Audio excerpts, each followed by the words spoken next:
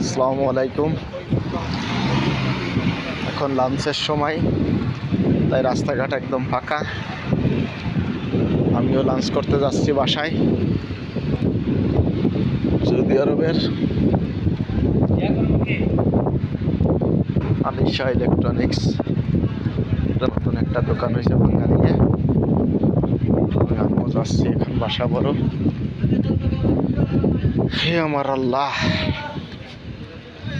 এই দূর প্রবাসে আপনজনদের ছেড়ে থাকা যে কতটা কষ্টের, যারা দূর প্রবাসে আছে তারা ছাড়া কেউ জানে না, আর কেউ বোঝে না। আর প্রবাসীদের কষ্টটাও কেউ কখনো বুঝতেই চায় না। সবাই খালি প্রবাসীদের সুখটা দেখে, কষ্টটা কেউ দেখে না, আর কেউ দেখতেও চায় না যে কতটা যন্ত্রণা বুকে নিয়ে প্রবাসীরা বেঁচে থাকে। একজন প্রবাসী ছাড়া আর কেউ জানে না।